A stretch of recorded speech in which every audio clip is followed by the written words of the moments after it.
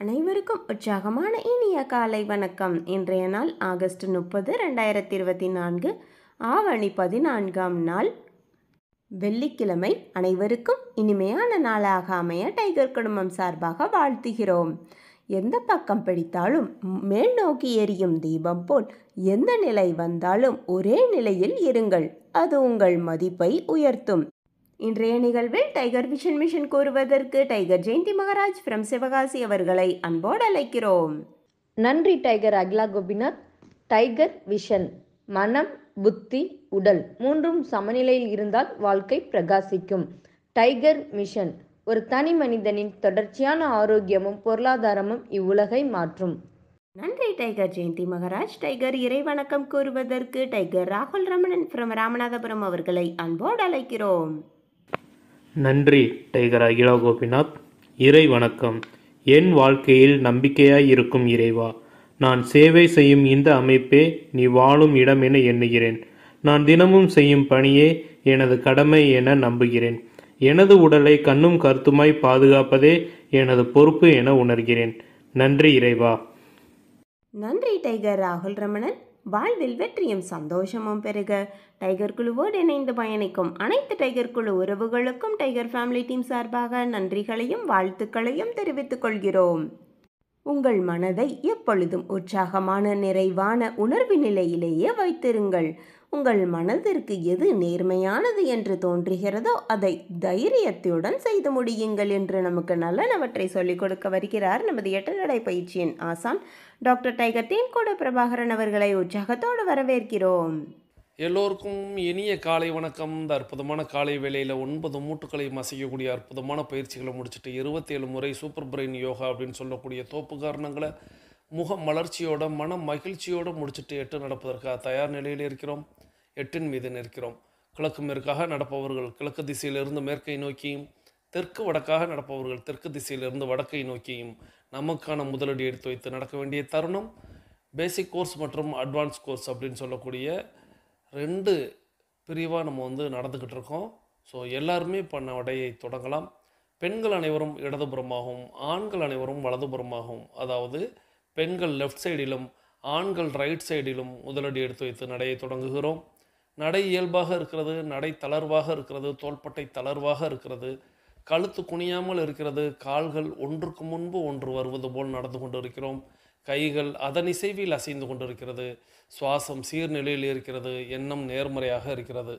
மனம் மகிழ்வுடனும் அமைதியுடனும் இருக்கிறது. ஒற்றை சிந்தனையாளர்கள் அத்தனை பேரும் ஒற்றுமையோடு ஒரே திசையை நோக்கி பயணித்து கொண்டு இருக்கிறோம். நமது பயணம் வெற்றிகரமாக அமைய எல்லாம் வல்ல இறைவனை துணை கழித்து கொண்டு தொடர்ந்து பயணிக்கிறோம். ஒவ்வொரு விடியலும் நமக்கு பல விஷயங்களை கற்றுத்தந்து கொண்டே இருக்கிறது. நாம் பெற்றுக்கொண்டே இருக்கிறோம். அதை வாழ்வில் பயன்படுத்தி வெற்றி கண்டு கொண்டே இருக்கிறோம். அவ்வாறாக இன்றைய விடியலும் நமக்கு பல விஷயங்களை கற்றுத்தரப்போகிறது. நாம் பெற்றுக்கொள்ளப் போகிறோம். அதை வாழ்வில் பயன்படுத்தி வெற்றி காணப் போகிறோம். ஒவ்வொரு நாளும் நமது நடையை தொடங்கும் போது நாம் சில பல நினைவூட்டல்களை நினைவூட்டுவது வழக்கம். அவ்வாறாக இன்றைய நினைவூட்டல்கள் நம்முடைய பயிற்சிகளை, முயற்சிகளை, நிகழ்ச்சிகளை, செயல்களை தொடங்குவதற்கு முன்பாக முதலில் நாம் செய்ய வேண்டியது நமது தாயை வணங்க வேண்டும், நமது தந்தையை வணங்க வேண்டும், நமது குருமார்களை வணங்க வேண்டும், நமது இயற்கை, இறைவன், பிரபஞ்சம், நமது இஷ்ட தெய்வங்களை வணங்க வேண்டும், நமது மூதாதையர்கள், முன்னோர்களை வணங்க வேண்டும். இவர்களிடம் அருளாசி பெற்று இவர்களை வழித்துணைக்கு அழைத்து நாம் நமது பயிற்சிகளை, முயற்சிகளை, நிகழ்ச்சிகளை, செயல்களை தொடங்கினால் அது வெற்றியில் நிறைவடையும். அவர்கள் நமக்கு என்றென்றும் ஒரு ஊன்றுகோலாக, ஒரு தூண்டுகோலாக நம்மோடு பயணிப்பார்கள். ஆகையால் அதில் வெற்றி கிட்டும். இதை மனதில் எண்ணி ஒவ்வொரு நாளும் நாம் தொடங்க வேண்டும். 2 டம்ளர் வெதுவெதுப்பான நீர் பருகி நமது பயிற்சிகளை தொடங்கி இருக்க வேண்டும். நமக்கு அருகில் எப்பொழுதுமே குடிநீர் இருக்கும்படியாக பார்த்து கொள்ள வேண்டும். நமது உள்ளங்கைகளை மடக்கி பார்த்திருக்க வேண்டும். விரலின் நகங்களின் வண்ணங்களை பார்த்திருக்க வேண்டும். சுவாசத்தை சோதித்து பார்த்திருக்க வேண்டும். இவையெல்லாம் அடுத்த 21 நிமிடங்களில் 42 நிமிடங்களில் எவ்வாறாக மாறுகிறது என்பதை நாம் கண்கூடாக பார்ப்பதற்காக முன்னமேயே நாம் பார்த்து வைத்திருக்க வேண்டும். நம்மை இணைத்து வைத்தவர்களுக்கு நன்றிகளையும், நாம் இணைத்து வைத்தவர்களுக்கு வாழ்த்துக்களையும் ஆசிகளையும் வழங்கியிருக்க வேண்டும். நம்மை இணைத்து வைத்த அந்த சகோதர சகோதரியும், நாம் இணைத்து வைத்த அந்த சகோதர சகோதரிகளும், அவர்கள் அவர்களது குடும்பம் மகிழ்ச்சியோடும் ஆரோக்கியத்தோடும் செல்வ வளங்களோடும் இருப்பதற்கு எல்லாம் வல்ல இயற்கையே, இறைவனே, பிரபஞ்சமே, இஷ்ட தெய்வங்களே, மூதாதையர்களே, முன்னோர்களே, அவர்களை நீங்கள் நிச்சயமாக வாழ்த்த வேண்டும், அவர்களுக்கு ஆசி வழங்க வேண்டும், அவர்கள் எண்ணியதெல்லாம் நடக்க வேண்டும், அவர்கள் கேட்டதெல்லாம் கிடைக்க வேண்டும், அவர்கள் குடும்பத்தில் மகிழ்ச்சி நிலைத்து இருக்க வேண்டும், அவர்களது குடும்பத்தில் ஆரோக்கியம் நிலைத்திருக்க வேண்டும், அவர்களுடைய தொழிலில் வளர்ச்சி இருந்து கொண்டே இருக்க வேண்டும், அவர்களுடைய பொருளாதாரத்தில் அவர்கள் முன்னேற்றத்தில் இருந்து கொண்டே இருக்க வேண்டும் என்று அவர்களுக்காக நாம் வேண்டி அவர்களுக்கு வாழ்த்து கூறி ஆசி வழங்கி பதில் நன்றியை கூறி நாம் பயணித்திருக்க வேண்டும். நமது ஆழ் மனதில் முத்தான 3 முக்கிய கேள்விகளை கேட்டிருக்க வேண்டும். முதல் கேள்வியாக, நாம் எதற்காக இப்பொழுது 8 நடைப்பயிற்சியை மேற்கொள்கிறோம்? 2வது கேள்வியாக, நாம் எதற்காக டைகர் குழுமத்தில் இணைந்து பயணிக்கிறோம்? 3வது கேள்வியாக, நாம் நமது இலக்கை நோக்கித்தான் பயணிக்கிறோமா?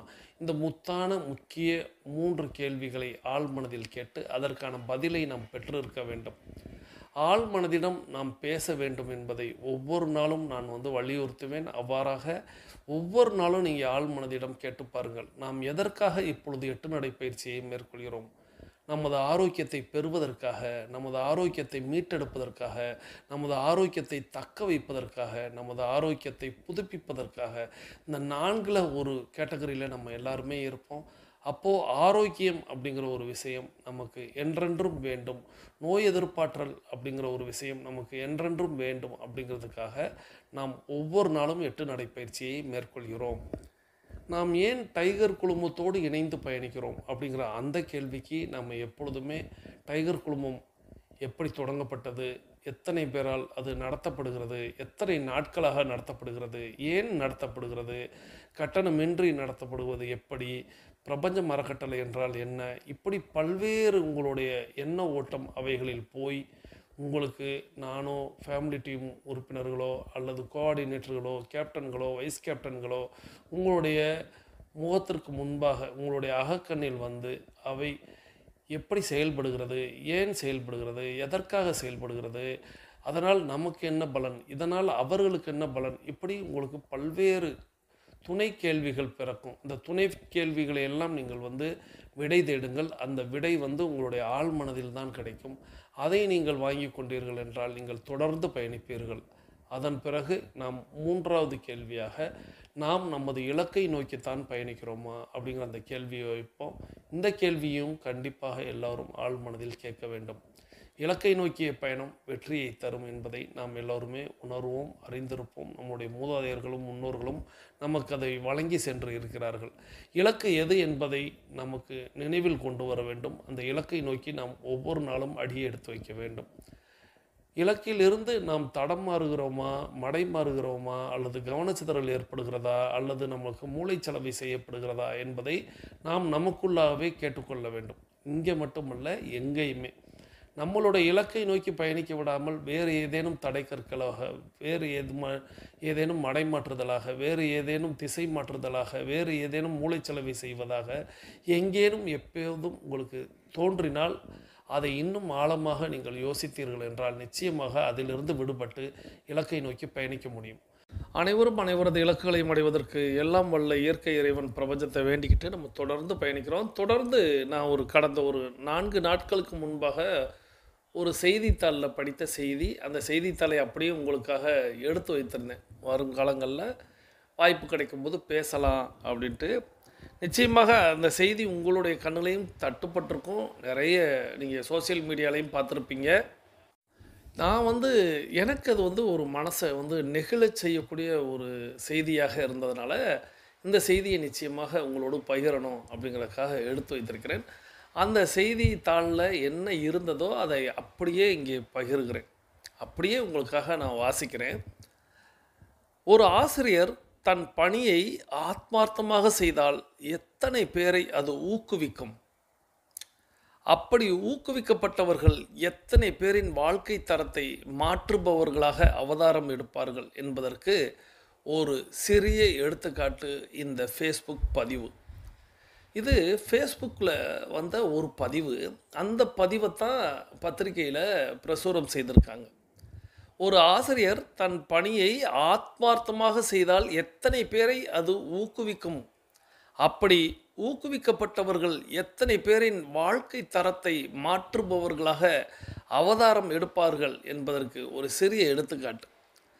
விருதுநகர் மாவட்ட ஆட்சியர் ஜெயசீலன் தனது ஃபேஸ்புக் பதிவில் கூறியுள்ள தகவல்களை அப்படியே பார்ப்போம்.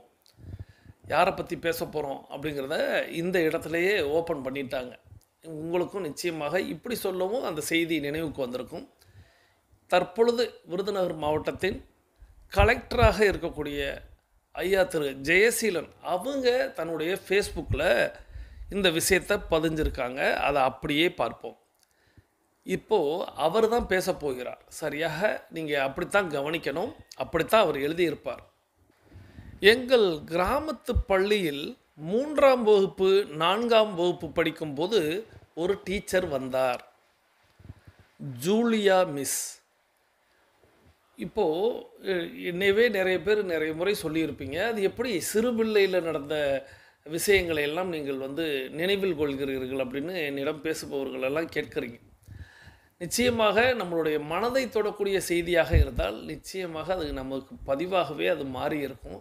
அப்படித்தான் ஐயா திரு ஜெயசீலன் அவங்களுடைய 3ஆம் வகுப்பு 4ஆம் வகுப்பு படிக்கும்போது அவங்களுக்கு ஒரு டீச்சர் வந்திருக்காங்க. அவங்கள ஜூலியா மிஸ் அப்படின்னு இவங்க எல்லாருமே அழைக்கிறாங்க. ஏய், கையை கட்டி வாயில் விரலை வை, லைனில் நில்லு, பேசாமல் மனசுக்குள்ளே படி, இப்படித்தானே நம்மளையும் நம்மளுடைய ஆசிரியர்கள் எல்லாம் சிறு பிள்ளையில் சொன்னாங்க. ஏய், கையை கட்டி வாயில் விரலை வை, லைனில் நில்லு, பேசாமல் மனசுக்குள்ள படி, இப்படி மர அடிஸ்கேலோடு சுற்றி வர. மர அடிஸ்கேலுங்கிறது உங்களுக்கு எல்லாருக்குமே ஸ்கேல். அந்த ஸ்கேல் ஓரடி ஸ்கேலாக இருக்கும். அது மரத்தில் ஆனதாக இருக்கும். அதைத்தான் நம்மளுடைய ஆசிரியர்கள் வச்சு சொல்லுவாங்க. அதைத்தான் மர அடி ஸ்கேல் அப்படின்னு சொல்கிறாரு. இப்படி மர அடி ஸ்கேலோடு சுற்றி வர ஜூலியா மிஸ் மட்டும், கண்ணுங்களா வாங்க, நம்ம ஸ்கூலை சுற்றி இருக்கிற ஒவ்வொரு பொருளுக்கும் நான் இங்கிலீஷ் பெயர் சொல்லி தர்றேன் என்று பள்ளியை சுற்றி காட்டி ஆங்கில வகுப்பு நடத்துவார். ஸோ மற்ற ஆசிரியர்கள்லாம் மரடி ஸ்கேலோடு சுற்றி நம்மளை கண்டித்து கொண்டிருக்கும் பொழுது கண்ணுங்களா அப்படின்னு அழைத்து பள்ளிக்கூடத்தில் உள்ள சுற்றி உள்ள பொருட்களை எல்லாம் ஆங்கிலத்தில் சொல்லி தருகிறேன்னு ஒரு ஆசிரியர் சொல்லும்போது எப்படி இருக்கும்?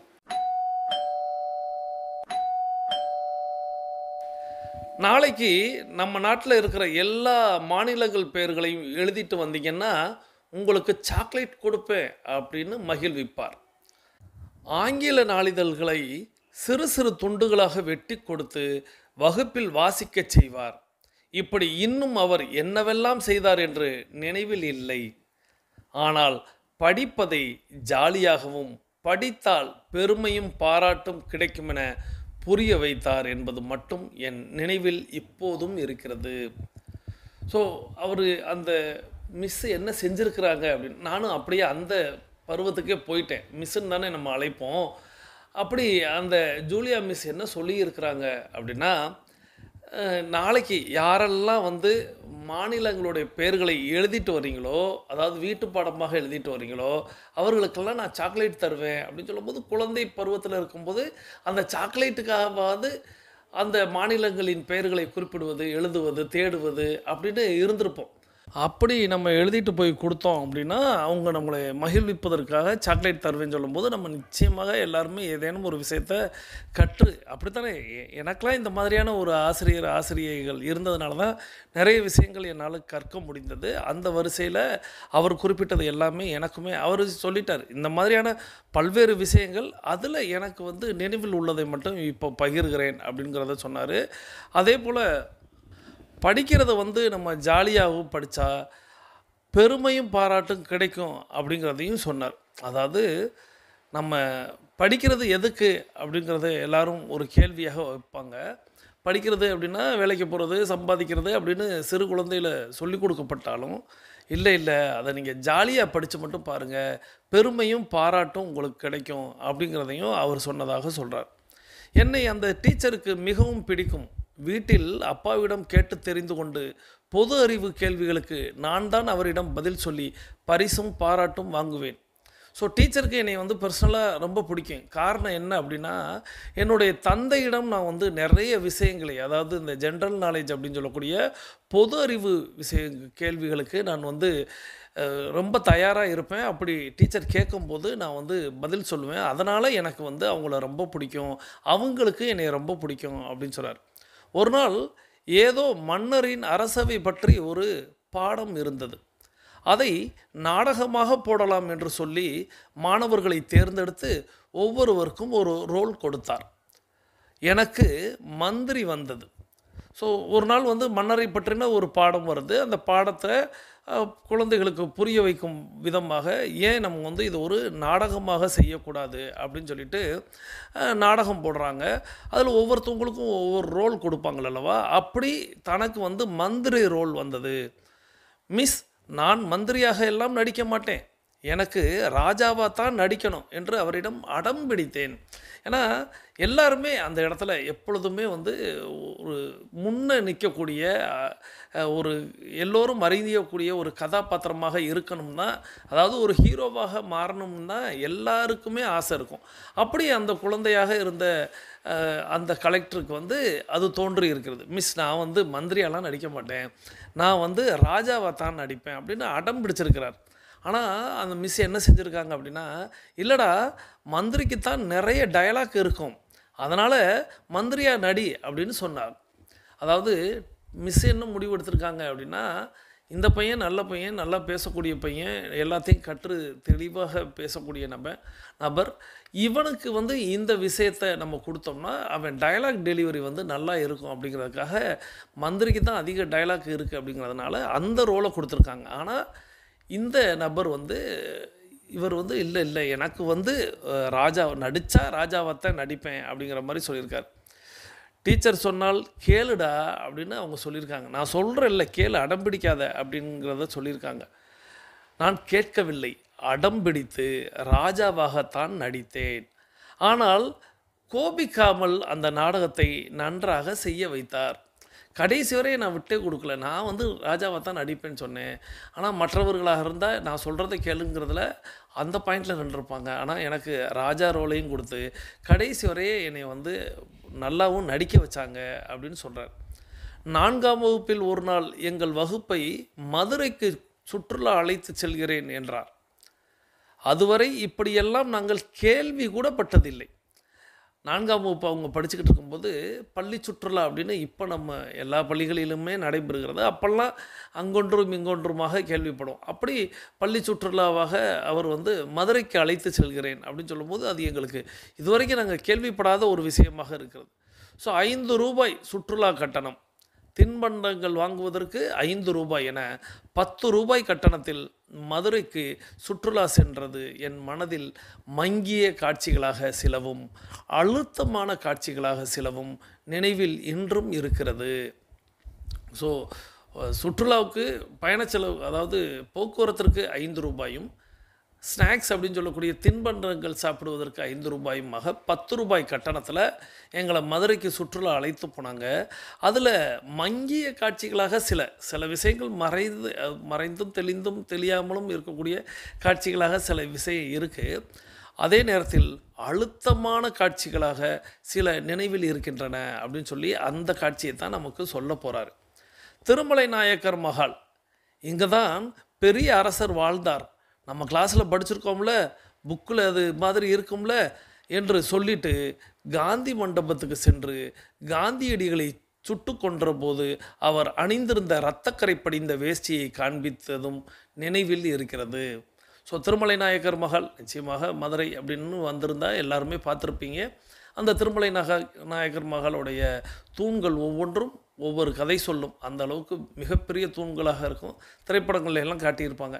அந்த இடத்துக்கு அந்த குழந்தையாக அழைத்து சென்று அப்போ சொல்கிறாங்க, நம்ம மன்னர்களை கதைகளில் பார்த்துருக்கோம், நாடகமாக நடிச்சிருக்கோம் அல்லவா, அந்த மன்னர்கள் வாழ்ந்த அரண்மனை பகுதி தான் இது அப்படின்னு அந்த நேரடி காட்சியாக அவங்க காட்டுறாங்க. அதுக்கப்புறம் காந்தி மண்டபத்துக்கு கூட்டிகிட்டு போகிறாங்க. அங்கே வந்து கடைசியாக காந்தி மகானை வந்து சுட்ட பொழுது அவர் அணிந்திருந்த அந்த இரத்தக்கரை படிந்த ஆடையை காண்பித்தார்கள். அப்போ குழந்தையாக இருக்கும்போது அது எல்லாமே கண்களின் வாயிலாக நாம் வந்து மனதில் பதியும் பொழுது அது இன்னும் அவங்களுக்கு வந்து அழுத்தமான காட்சிகளாக தருகிறது அப்படிங்கிறது நினைவில் இருக்கிறது அப்படின்னு சொல்கிறார்.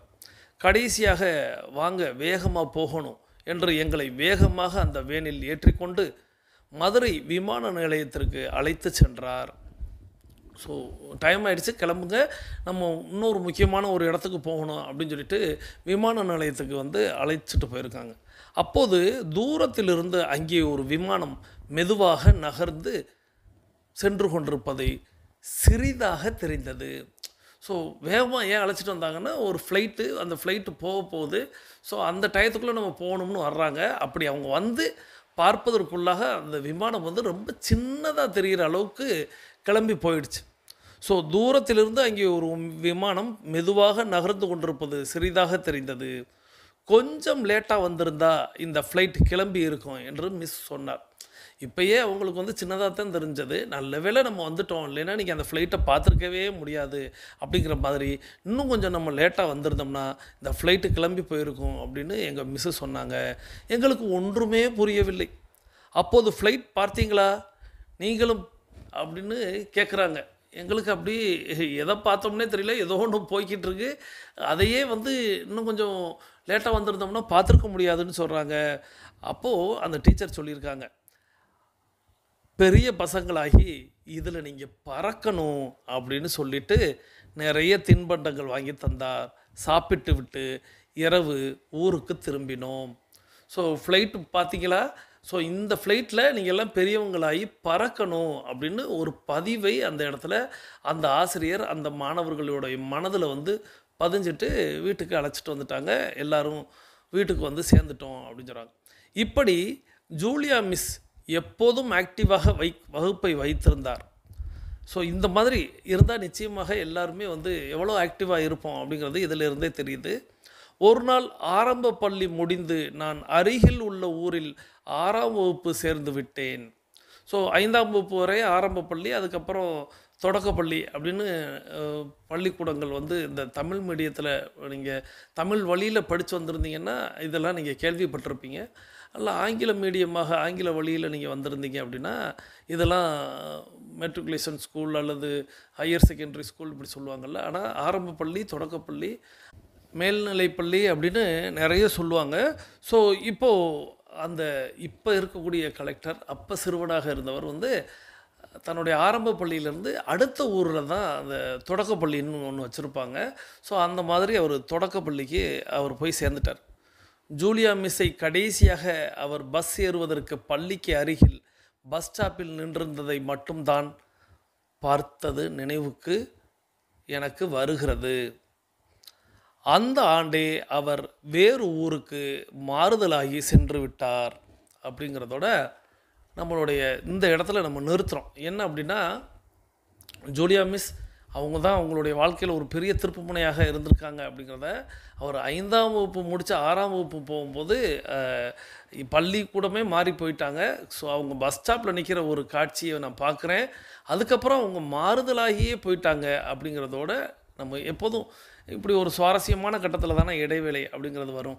அவ்வாறாக இப்போ நம்மளுடைய இடைவேளை அப்படிங்கிறது வருகிறது. அதாவது 21 நிமிடம் அப்படிங்கிறது நிறைவுக்கு வருகிறது. வாருங்கள் அனைவரும் தொடங்கிய திசைக்கு வந்து விடலாம். கிழக்கு மேற்கா தொடங்கியவர்கள் கிழக்கு திசையிலும், தெற்கு வடக்கா தொடங்கியவர்கள் தெற்கு திசைக்கு வந்து விடுகிறோம். நமது உள்ளங்கைகளை மடக்கி பார்க்கிறோம், இறுக்கமாக இருக்கிறது. விரலின் நகங்களின் வண்ணங்களை பார்க்கிறோம், சிவப்பு வண்ணத்தில் மாறி இருக்கிறது. சுவாசத்தை சோதித்து பார்க்கிறோம். 2வது நாசிலும் சுவாசமாக இருக்கக்கூடிய இந்த வேளையில் நமக்கு அருகில் இருக்கக்கூடிய குடிநீரை எடுத்து நிறுத்தி நிதானித்து ரசித்து ருசித்து பருகிக்கொள்கிறோம். தண்ணீர் பருகுதல் என்பது ஒரு கலை என்பதை நாம் அறிவோம். தண்ணீர் பருகும் பொழுது கவனத்தை நீரில் வைப்போம். நீரின் தன்மையை உணர்வோம், நீரின் சுவையை உணர்வோம். நீர் பருகும் பொழுது வேறு எதையும் நாம் நினைவில் கொள்ளோம் அப்படிங்கிறத வந்து ஒரு உறுதிமொழியாக ஒவ்வொரு நாளும் எடுத்துக்கொள்ளுங்கள். நீர் மட்டுமல்ல, உணவையும் நாம் அப்படித்தான் எடுத்துக்கிறணும். அதே நேரத்தில் உணவை கூட கவனமாக எடுத்துக்கிறோம், ஆனால் நீரை நிறைய பேர் தவறாக எடுத்துக்கொள்கிறார்கள். ஆகையால் நீர் பருகும் பொழுது நீரில் மட்டுமே கவனம் வையுங்கள். நீரை நித்தம் குறைந்தபட்சம் 2.5 3 லிட்டர் தண்ணீர் பருக பழகுங்கள். அது அவரவர்கள் எடைக்கேற்ப, அவரவர்கள் வயதிற்கேற்ப அப்படின்லாம் வரும். நம்ம அதையெல்லாம் சொல்லிக் கொடுத்துருப்போம். இருந்தாலும் இந்த நீர் பருகக்கூடிய இடத்துல நான் இதெல்லாம் சொல்ல வேண்டியது வழக்கம். நீர் பருகி முடிச்சிருப்பீங்கன்னு நம்புகிறேன். ஸோ இப்போது நம்ம கமெண்ட் பதிவிட போயிடும். இன்றைக்கி நம்ம என்ன கமெண்ட் பதிவிட போயிடும் அப்படின்னா, இப்போது அவர் நிறைய விஷயங்கள் நமக்கு சொன்னார் அல்லவா, அவர் சிறு பிள்ளையாக. அந்த மாதிரி உங்களுக்கு 8ஆம் வகுப்புக்கு முன்பாக நடந்த ஏதேனும் ஒரு சுவாரஸ்யமான விஷயம் நினைவில் இருக்கிறதா? நான் உங்களை 2ஆம் 3ஆம் வகுப்பு அப்படின்னு சொன்னால் நிறைய விஷயங்கள் உங்களுக்கு நினைவில் இருக்காதுங்கிறதுக்காக 8ஆம் வகுப்புன்னு சொல்கிறேன். ஸோ உங்களுக்கு 1ஆம் வகுப்பிலிருந்தே நினைவில் இருந்துச்சுன்னா, ஏதேனும் உங்களுக்கு பள்ளி பருவத்தில் ஏதேனும் நீங்கள் செய்தது அல்லது உங்களுடைய ஆசிரியர்கள் உங்களுக்கு செய்தது, இந்த மாதிரி ஏதேனும் நினைவுக்கு இருந்தால் நீங்கள் அதை தாராளமாக பகிரலாம். அதை இந்த நேரத்தில் குறிப்பிட்டு இப்போ நம்ம நடைய தொடங்கலாம். ஏன்னா கருத்து சொல்லுங்கள். நான் இந்த இடத்துல என்னுடைய கருத்தை சொல்ல ஆரம்பிச்சிட்டேன் அப்படின்னா அப்படியே அந்த இடைவெளி நேரம் அப்படிங்கிறது கொஞ்சம் தள்ளி போய் விடுகிறது. அதனால் நான் என்னுடைய கருத்தையும் இப்போ சொல்ல போகிறேன். ஸோ நான் சிறு பிள்ளையில் அனுபவித்த ஏதேனும் ஒரு விஷயத்தை உங்களோடு பகிரணும். அந்த மாதிரி தான் நீங்களும் தட்டச்சு பண்ணணும். ஸோ கமெண்ட் பண்ணுங்கள். கமெண்ட் பண்ணிவிட்டு நீங்கள் நடக்க ஆரம்பிக்கலாம். இந்த ஒரு நிமிடம் பெரிய பாதிப்புலாம் இல்லை. நம்ம 8 நடை தான் முக்கியம், இந்த கருத்துலாம் பதிவிடுவதெல்லாம் முக்கியம் இல்லைன்னு நினைக்காதீங்க. அதுக்கு தான் இந்த கதையே. இந்த கதை ஒரு ஆசிரியர் தன்னுடைய மாணவருக்கு பதிய வைத்து அந்த மாணவரை எவ்வளோ உயர்த்தி இருக்கிறார் அப்படிங்கிறது தான் கதை. ஸோ அந்த மாதிரி தான் இப்போது நீங்கள் பிரபஞ்ச மரக்கட்டளையின் வாயிலாக டைகர் குழுமத்தில் நீங்கள் பயணித்து கொண்டிருக்கிறீர்கள். அந்த பள்ளியில் நீங்கள் படித்து கொண்டிருக்கிறீர்கள். அப்போது நீங்கள் அதற்கான மரியாதையை செலுத்தினால் அது உங்களை இன்னும் உயர்த்தும் அப்படிங்கிறத மட்டும் நினைவில் கொண்டு, இப்போ நான் கேட்ட கேள்வி, உங்களுக்கு 8ஆம் வகுப்புக்கு முன்பாக ஏதேனும் உங்களுடைய பள்ளியில் நடந்த சுவாரஸ்யமான சம்பவங்கள் நினைவில் இருந்தால் நீங்கள் பகிரணும். அதுதான், நினைவில் இல்லைன்னா விட்டுடக்கூடாது, நினச்சி பார்த்து சொல்லணும். ஸோ இப்போது பேசிக் கோர்ஸில் இருக்கக்கூடியவங்கள்லாம் அஃபர்மேஷன் விசுவலைசேஷன் செய்துட்டு நீங்கள் மீதம் இருக்கக்கூடிய ஆடியோ கேளுங்க. மிக அற்புதமான ஆடியோ இன்னும் காத்திருக்கிறது. அட்வான்ஸ் கோர்ஸில் இருக்கக்கூடிய நம்ம எல்லாரும் கருத்தை பதிவிட்டுட்டு நம்மளுடைய அடுத்த சுற்றை தொடங்க போகிறோம். இப்பொழுது ஆண்கள் அனைவரும் இடதுபுறமாகவும் பெண்கள் அனைவரும் வலதுபுறமாகவும், அதாவது ஆண்கள் லெஃப்ட் சைடிலும் பெண்கள் ரைட் சைடிலும் முதலடி எடுத்து வைத்து நடையை தொடங்குகிறோம். நடை இயல்பாக இருக்கிறது, நடை தளர்வாக இருக்கிறது, தோள்பட்டை தளர்வாக இருக்கிறது, கழுத்து குனியாமல் இருக்கிறது, கால்கள் ஒன்றுக்கு முன்பு ஒன்று வருவது போல் நடந்து கொண்டு இருக்கிறோம், கைகள் அதன் இசைவில் அசைந்து கொண்டு இருக்கிறது, சுவாசம் சீர்நிலையில் இருக்கிறது, எண்ணம் நேர்மறையாக இருக்கிறது, மனம் மகிழ்வுடனும் அமைதியுடனும் இருக்கிறது. ஒற்றை சிந்தனையாளர்கள் அத்தனை பேரும் ஒற்றுமையோடு ஒரே திசையை நோக்கி பயணித்துக் கொண்டு இருக்கிறோம். நமது பயணம் வெற்றிகரமாக அமைய எல்லாம் வல்ல இறைவனை துணை கலைத்து கொண்டு தொடர்ந்து பயணிக்கிறோம். தொடர்ந்து அந்த சுவாரஸ்யமான செய்தி அப்படின்னு சொல்லும் பொழுது எனக்கும் இப்போ உங்களிடம் பேசும் பொழுது தான் நானுமே அப்படியே என்னுடைய நினைவில் ஓட்டி பார்த்தேன். எதெல்லாம் எனக்கு சிறு பிள்ளையில் உள்ளது நினைவுக்கு வருகிறது, பள்ளியில் பாடம் படிக்கும்போது அல்லது நம்மளுடைய ஆசிரியர்கள் அப்படின்லாம் தோணும்போது இந்த சம்பவம் உங்களிடம் நிச்சயமாக இதுவரை பகிர்ந்திருக்க மாட்டேன். ஸோ இப்போ அப்படியே போயிடலாம். என்னுடைய 1ஆம் வகுப்பு அப்படிங்கிற ஒரு விஷயத்துக்கு போயிடலாம். 1ஆம் வகுப்பா அப்படின்னு எல்லோரும் ஆச்சரியப்படுவது போல் இருக்கும். எனக்கு நினைவில் இருக்கிறது. அதை வைத்து சொல்கிறேன். நான் என்னுடைய ஆரம்ப பள்ளி அப்படின்னு சொல்லக்கூடிய என்னுடைய அதாவது எல்கேஜி யூகேஜி அப்படின்னு சொல்லக்கூடிய அந்த கிண்டர் கார்டன் அப்படின்னு சொல்லுவோம் அல்லவா, அந்த பள்ளி படிப்பு நான் நீங்கள் ராமேஸ்வரம் வந்தவங்க எல்லாருக்குமே என்னுடைய பள்ளியிலிருந்து தான் நம்மளுடைய பயணத்தை தொடங்கணும். நினைவில் இருக்கும்னு நினைக்கிறேன் உங்கள் எல்லாருக்கும். ஸோ நான் இங்கே படிச்சுட்டு என்னைய கொண்டு போய் என்னுடைய தாயும் தந்தையும் என்னைய இன்னும் அப்பயே நான் பலமுறை உங்களிடம் சொல்லியிருப்பேன், காரைக்குடியில் கொண்டு போய் அழகப்பா மெட்ரிகுலேஷன் பள்ளியில் இல்லை அழகப்பா மாண்டிசோரி அப்படின்னு சொல்லக்கூடிய அந்த பள்ளிக்கூடத்தில் என்னை சேர்க்க முயற்சிக்கிறாங்க. அப்படி முயற்சிக்கும் பொழுது என்ன நடைபெறுகிறது அப்படின்னா, நான் ரொம்ப சின்ன பையனாக இருப்பேன். அப்போது சின்ன பிள்ளையில் அப்படின்னு நகைச்சுவையாக சொல்வது போல் சிறு வயதில் நான் ரொம்ப சின்ன பிள்ளையாக இருப்பேன். அதாவது அந்த பருவத்துக்கு ஒரு நபராக இருக்க மாட்டேன். ரொம்ப ஒரு குழந்தை பருவம் போலவே இருப்பேன். அப்போது 1ஆம் வகுப்பு கொண்டு போய் சேர்க்கும் பொழுது அங்கே உள்ள பிரின்ஸிபல் ஆரம்பித்து அங்கே உள்ள அந்த 1ஆம் வகுப்புக்கு ஆன ஆசிரியர்கள் எல்லோரும் சேர்ந்து இல்லை இவன் சின்ன பையனாக இருக்கான், இவனை நாங்கள் எல்கேஜியில் சேர்த்துக்கிறோம் அப்படின்னு சொல்கிறாங்க. இதெல்லாம் நடந்து எத்தனையோ ஆண்டுகள் ஆகிடுச்சு. ஸோ அப்போது என்னுடைய தந்தையார் இல்லை என் பையன் எப்படிப்பட்டவன் தெரியுமா அப்படிங்கிற மாதிரி அவர் சொல்கிறாரு. அதெல்லாம் அப்படியே கொஞ்சம் கொஞ்சம் காட்சிகள் வருது. அப்புறம் நிறைய சொல்லியிருப்பாங்கள் அல்லவா, அதெல்லாம் சேர்ந்து பதிவாக மாறி நான் அப்படியே ஒரு பேந்தான்னு எங்கள் ஊரில் ஒரு பாஷை சொல்லுவோம், முழிப்பதற்கு பேர் அந்த மாதிரி ஒரு வார்த்தை சொல்லுவோம். அந்த மாதிரி முழித்து கொண்டிருக்கிறேன். ஏன்னா என்னைய கொண்டு போய் ஹாஸ்டலில் சேர்க்குறாங்க. அதுவும் எவ்வளவோ தூரத்தில், கிட்டத்தட்ட ஒரு 100 கிலோமீட்டர் தூரத்தில் இருக்கக்கூடிய ஒரு ஊரில் கொண்டு போய் சேர்க்குறாங்க. ஸோ அப்போ ஒரு குழந்தையாக 1ஆம் வகுப்பு மாணவனாக விழித்து கொண்டிருக்கிறேன், முழித்து கொண்டிருக்கிறேன். அப்போது என்னுடைய தந்தையார் வந்து போராடுறாங்க. அவங்க இல்லைன்னு அவங்களும் நிற்கிறாங்க. அப்போயே வந்து இந்த என்ட்ரன்ஸ் எக்ஸாம் அப்படிங்கிறத நான் வந்து 1ஆம் வகுப்புலேயே அட்டன் பண்ணியிருக்கேன் அப்படிங்கிறதையும் இந்த நேரத்தில் பகிரணும். அப்போது வந்து சொல்கிறாங்க, இல்லை உங்கள் பையன் வந்து நீங்கள் எல்கேஜி யூகேஜி படிச்சிருக்கிறான் அப்படின்னா நாங்கள் இப்போ அவனுக்கு ஒரு டெஸ்ட் வைக்கிறோம், அந்த டெஸ்ட்டில் அவன் பாஸ்னா 1ஆம் வகுப்பில் சேர்த்துக்கொள்கிறேன் அப்படின்னு சொல்கிறாங்க. அப்போ என்னுடைய தந்தையார் வந்து ஒரு விஷயம் சொன்னார், நான் அதை அதுக்கப்புறம் சொல்கிறேன். ஸோ எனக்கு அந்த டெஸ்ட் வைக்கப்படுகிறது அந்த வயதில் என்ன எழுதி கொடுத்துருப்பாங்கங்கிறதுலாம் எனக்கு நினைவில் இல்லை. ஓரளவுக்கு ஏபிசிடி இருந்திருக்கலாம், அல்லது 1 2 3 இருந்திருக்கலாம், அல்ல ஆனா இருந்திருக்கலாம். என்ன இருந்தது என்று எனக்கு இப்போ நினைவில் இல்லை. ஏதோ ஒரு டெஸ்ட் அந்த குழந்தைக்கு வச்சுருக்காங்க. அந்த குழந்தை அப்படின்னு சொல்லக்கூடிய நான் வந்து எழுதி முடித்ததும் அந்த அந்த மதிப்பெண்ணை பார்த்து வசூல் ராஜா எம்பிபிஎஸ்சில் நம்ம பிரகாஷ்ராஜ் வந்து கொஸ்டின் மார்க்கும் ஆன்சர் சீட்டையும் பார்த்துட்டு ஒரு குழம்புவார்ல, அந்த மாதிரியான ஒரு குழப்பம்.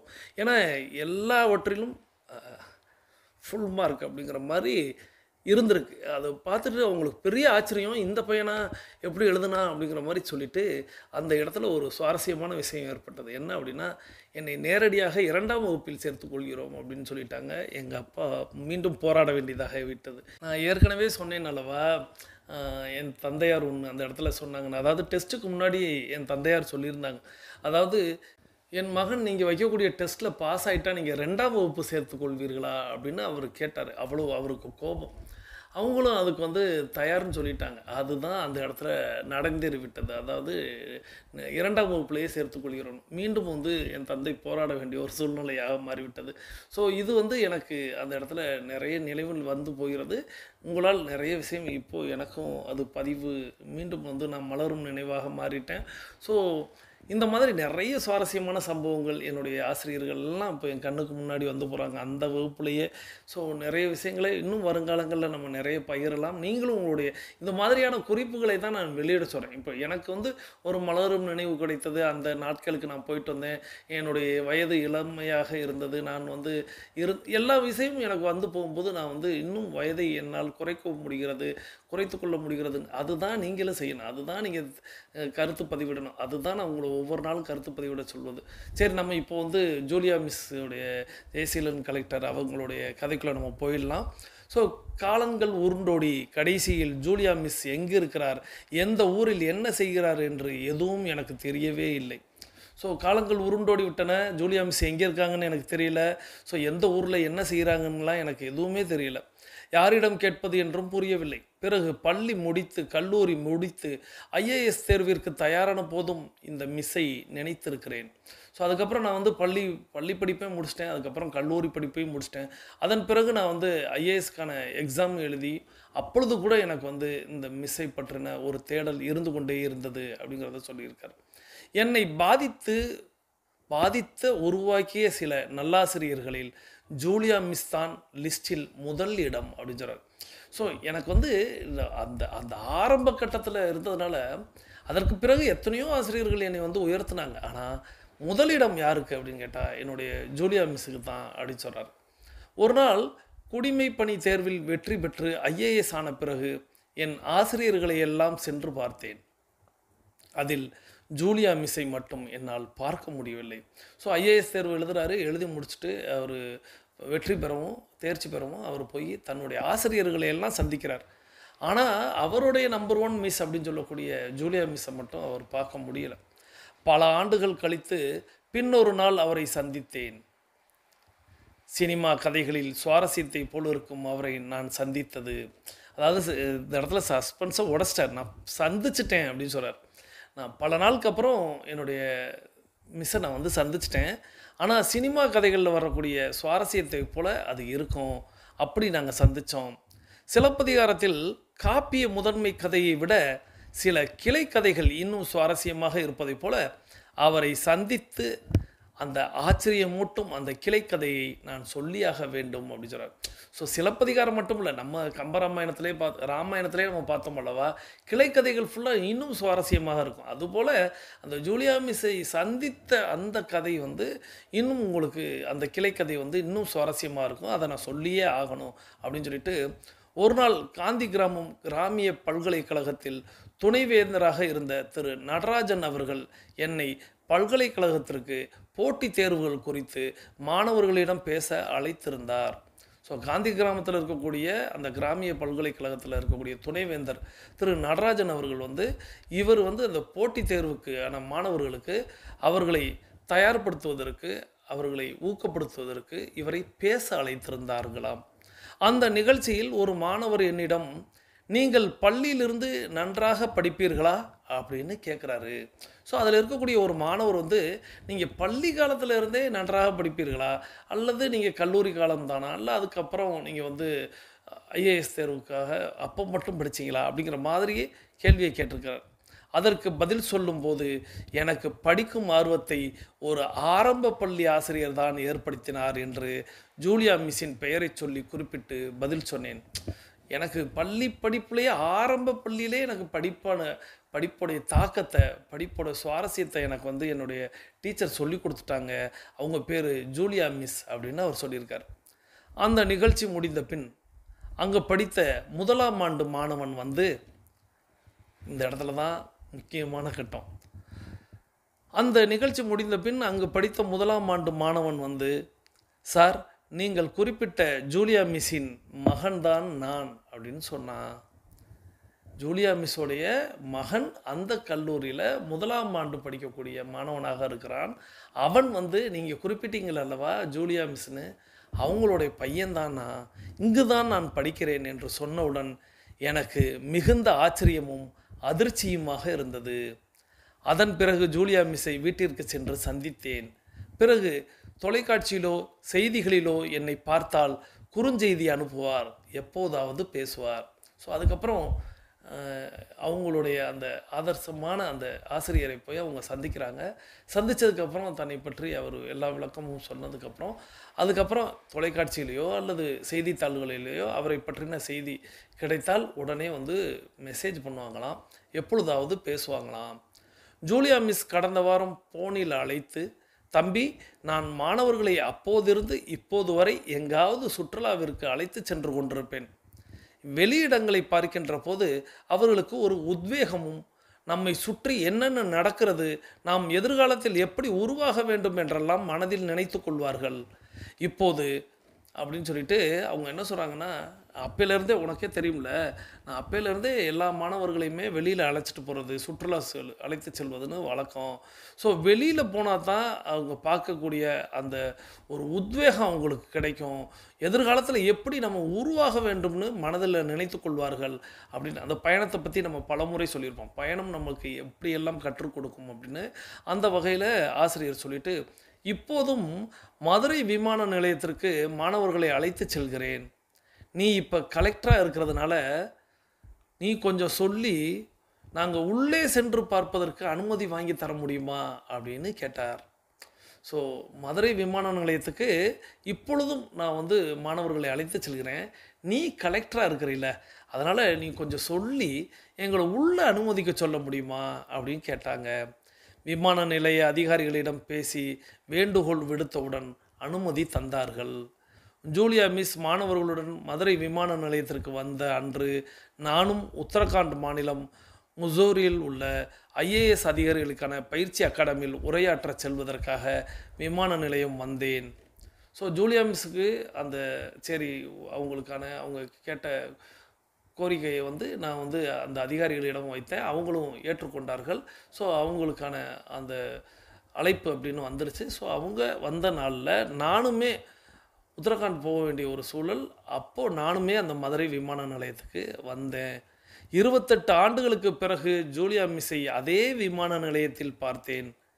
விமான நிலைய அதிகாரிகளிடம் 28 ஆண்டுகளுக்கு முன்பாக இதே விமான நிலையத்திற்கு சிறுவனாக என்னை இந்த டீச்சர் தான் அழைத்து வந்தார் என்று சொன்னவுடன் மிகுந்த ஆச்சரியமாகவும் அதிர்ச்சியாகவும் அந்த டீச்சரை பார்த்து பாராட்டினார்கள் அப்படின்னு சொல்கிறார். 28 ஆண்டுகளுக்கு முன்பாக இதே டீச்சர் ஒரு சின்ன பையனாக என்னை கூட்டிகிட்டு வந்து அந்த போகக்கூடிய ஒரு ஃப்ளைட்டை காட்டி, அதுதான் ஃப்ளைட்டு, இதில் நீங்கள் பெரிய பிள்ளையாகவும் பறக்கணும்னு சொன்னாங்க. அதே மிஸ்ஸோட அவங்க மாணவர்களோடு வந்திருக்காங்க, நானும் வந்து நிற்கிறேன். அதை அந்த உயர் அதிகாரிகளிடம் நான் சொல்கிறேன்.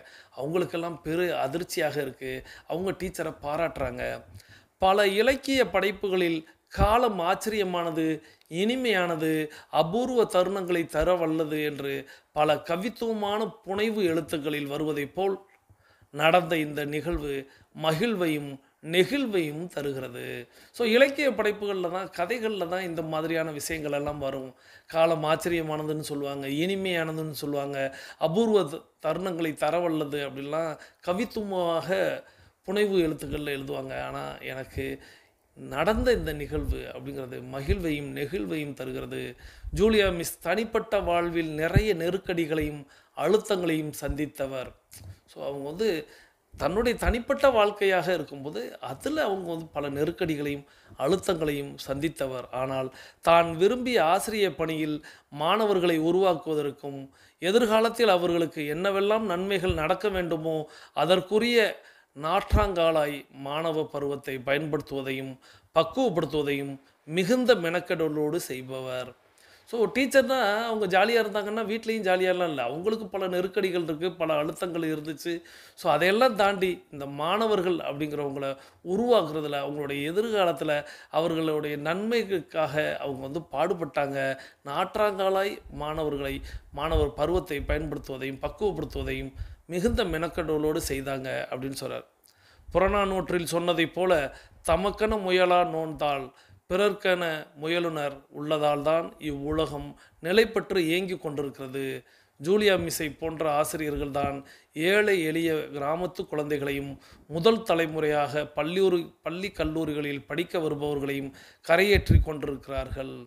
யார் சிறந்த ஆசிரியர் என்ற கேள்விக்கு நிறைய பதில் இருக்கலாம்.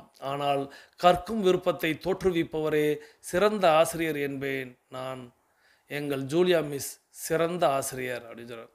ஸோ புறநானூற்றில் சொல்லப்பட்டிருக்கு, தமக்கென முயலானோன் தாள் பிறர்க்கண் முயலுனர். ஸோ நம்ம இந்த ஒரு விஷயத்தை தான் சொல்லுவோம். ஆனால் நம்ம வந்து இன்னும் அதை வந்து நமக்காக கொஞ்சம் மாற்றி சொல்லுவோம். யான் பெற்ற இன்பம் பெருக இவ்வையகம் சொல்லுவோம். எனக்கு கிடைச்சது உனக்கும் கிடைக்கட்டும் அப்படின்னு. ஆனால் இங்கே தனக்குன்னு முயலாமல் பிறருக்காக முயலக்கூடிய நபர்கள் அப்படி அவங்களால தான் இன்றைக்கி இந்த உலகம் நிலை பெற்று இயங்கி கொண்டிருக்கிறது அப்படிங்கிறதையும், ஜூலியா மிஸ்ஸை போன்ற ஆசிரியர்கள் தான் ஏழை எளிய கிராமத்து குழந்தைகளையும் முதல் தலைமுறையாக பள்ளி கல்லூரிகளில் படிக்க வருபவர்களையும் கரையேற்றி கொண்டிருக்கிறார்கள். யார் சிறந்த ஆசிரியர் என்ற கேள்விக்கு நிறைய பதில் இருக்கலாம். எத்தனையோ ஆசிரியர்களை நம்ம வந்து சொல்ல முடியும். ஆனால் கற்கும் விருப்பத்தை தோற்றுவிப்பவரே, இதுதான் முக்கியமான ஒரு விஷயம். கற்கும் விருப்பத்தை தோற்றுவிப்பவரே சிறந்த ஆசிரியர் என்பேன் நான் அப்படின்னு சொல்கிறார். எங்கள் ஜூலியா மிஸ் சிறந்த ஆசிரியர் அப்படின்னு சொல்கிறாரு. ஸோ இந்த மாதிரி நிச்சயமாக ஒருத்தருக்கு மல்லிகா டீச்சர் இருக்கலாம், ஒருத்தவங்களுக்கு சாந்தி மிஸ் இருக்கலாம். ஸோ என்னுடைய ஆசிரியர்கள் பேர்கள்லாம் எனக்கு வந்து போகிறது. ஸோ நிச்சயமாக நமக்கு ஒரு சிறந்த ஆசிரியர் இருந்ததுனால தான் நாம் இந்த இடத்துல இருக்கிறோம். நாம் ஆசிரியர்களை மட்டும் கொண்டாடி கொண்டிருக்காமல் நாமும் சிலருக்கு ஆசிரியர்களாக மாறணும். அதை மட்டும் எல்லாருமே நினைவில் கொள்ளணும். ஸோ நாம் நிறைய பேருடைய வாழ்க்கையில் ஒளியேற்றி வைப்பதற்கு நிறைய வாய்ப்புகளை வந்து பிரபஞ்ச மரக்கட்டளையும் நம்மளுடைய டைகர் குழுமமும் வழங்குகிறது. ஸோ நீங்கள் ஒருத்தவங்களுக்கு வழிகாட்டியாக இருந்தால் அவங்க எப்படி இன்றைக்கி நம்ம விருதுநகர் கலெக்டர் அவங்க வந்து திரு ஜெயசீலன் அவங்க வந்து அவங்களுடைய ஜூலியா மிஸ்ஸை எப்படி பெருமையாக சொல்கிறாங்களோ அதே போல் உங்களுக்கும் ஒரு அற்புதமான வாய்ப்பை இந்த பிரபஞ்சம் வழங்கி இருக்கிறது. நீங்கள் நிறைய பேருக்கு வழிகாட்டியாக இருப்பீங்க. வாழ்க்கை முழுவதும் அவங்க வந்து தான் வென்றதற்கு, தான் நன்றாக இருப்பதற்கு, தான் வளமாக நலமாக இருப்பதற்கு இவங்க தான் காரணம்னு உங்களை கைகாட்டணும். அதுதான் என்னுடைய ஆசை. ஸோ யான் பெற்ற இன்பம் பெருக இவ்வையகம் அப்படிங்கிற அந்த கூற்றுக்கிணங்க இந்த அற்புதமான கட்டுரை, இந்த கட்டுரையை படிக்கவுமே நான் வந்து இதை உங்களோடு பகிரணும் அப்படின்னு ரொம்ப பிரயாசப்பட்டேன். ஸோ இன்றைக்கி அதை முழுமையாக எடுத்துக்கிட்டேன். ஸோ இந்த கட்டுரை பற்றின கருத்துக்களை, இதில் வந்த விஷயங்களை, இதில் உங்களுக்கு வேறு ஏதேனும் தோன்றியதை இதன் வாயிலாக டைகர் கிளப்பைன்னு உங்களுக்கு என்னெல்லாம் தோணுதோ அதெல்லாம் தாராளமாக நீங்கள் வந்து கமெண்ட் பகுதியில் பதிவிடுங்க. இன்றைய நிகழ்வு பிடித்திருந்தால் இப்பொழுது லைக் செய்யுங்கள், லைக் பட்டனை கிளிக் பண்ணுங்கள், இதை உங்களுடைய நண்பர்களுக்கு ஷேர் செய்யுங்க. ஸோ இது வந்து வாழ்க்கையில் ஒரு அற்புதமான தருணம் அப்படிங்கிறதையும், இந்த கதையை முழுமையாக கேளுங்க அப்படிங்கிறதையும் சொல்லுங்கள். இந்த நேரத்தில் அந்த ஜூலியா மிஸ்ஸுக்கு நமது நன்றிகளையும், கலெக்டர் ஜெயசீலன் அவர்களுக்கு நமது நன்றிகளையும் தெரிவித்து நம்மளுடைய 8 நடையின் 42 நிமிட நடையை நிறைவுக்கு கொண்டு வருகிறோம். வாருங்கள் அனைவரும் தொடங்கிய திசைக்கு வந்து விடுகிறோம். கிழக்கு மேற்காக தொடங்கியவர்கள் கிழக்கு திசையிலும், தெற்கு வடக்காக தொடங்கியவர்கள் தெற்கு திசைக்கு வந்து விடுகிறோம். நமது உள்ளங்கைகளை மடக்கி பார்க்கிறோம், இறுக்கமாக இருக்கிறது. விரலின் நகங்களின் வண்ணங்களை பார்க்கிறோம், சிவப்பு வண்ணத்தில் மாறி இருக்கிறது. சுவாசத்தை சோதித்து பார்க்கிறோம். 2வது நாசிலும் சூப்பராக சுவாசம் வரக்கூடிய இந்த வேளையில் நம்ம கேட்குறதெல்லாம் கொடுப்பதற்கு பிரபஞ்சம் தயாராக இருக்கிறது. நாமும் தயாராகலாம். பிரபஞ்சம் அப்படிங்கிறது ஒரு அற்புதமான ஆசிரியர் என்பதை மறந்து விடாதீர்கள். அந்த ஆசிரியரை எப்பொழுதுமே நினைவில் கொள்ளுங்கள். ஒவ்வொரு நாளும் நீங்கள் வந்து பிரபஞ்சத்தை நன்றி கூறிக்கொண்டே இருங்கள். பிரபஞ்சம் உங்களுக்கு நிறைய வழங்கி கொண்டே இருக்கும். ஸோ நன்றியுடையவர்களாக என்றும் இருக்க வேண்டும் என்பதை மீண்டும் நினைவூட்டி நாம் அனைவரும் கிழக்கு திசையை நோக்கி நின்று இன்று நம்மோடு இணைந்து பயணித்த அத்தனை அன்பு சகோதர சகோதரிகளுக்கும் அவர்களது குடும்பம் மகிழ்ச்சியோடும் ஆரோக்கியத்தோடும் செல்வ வளங்களோடும் இருப்பதற்கு எல்லாம் வல்ல இயற்கை இறைவன் பிரபஞ்சம் துணை நிற்க வேண்டும். அவர்கள் எண்ணியதெல்லாம் நடக்க வேண்டும், கேட்டதெல்லாம் கிடைக்க வேண்டும் என்று இந்த நேரத்தில் கேட்டு, இப்போ ஒரு ஹோம்ஒர்க்கு. என்ன ஹோம்ஒர்க் அப்படின்னா, உங்களுடைய குரூப் இருக்கிறது அல்லவா, உங்களுடைய வாட்ஸ்அப் குரூப்பு, உங்களுடைய கிளப் இருக்கிறது அல்லவா, அந்த குரூப்பில் நீங்கள் இன்றைய நிகழ்வை பற்றி நீங்கள் தாராளமாக உங்களுடைய சுவாரஸ்யமான விஷயங்களை ஆடியோ மெசேஜாக போடலாம் அல்லது எழுதி போடலாம். ஏன்னா நான் எல்லா குரூப்லேயும் இருக்கிறதுனால அங்கே வந்து படிக்கிறேன். உங்களை பற்றின விஷயங்களை உங்களுடைய நண்பர்களுக்கு நீங்கள் பகிரலாம் அப்படிங்கிறத இந்த நேரத்தில் கேட்டு, அனைவரது இலக்குகளை முடைவதற்கு எல்லாம் வல்ல இயற்கையை நானும் வேண்டிக் கொள்கிறேன். மீண்டும் சந்திப்போம், கலந்து சிந்திப்போம். வாழ்க நலத்துடன், வாழ்க வளத்துடன். நன்றி.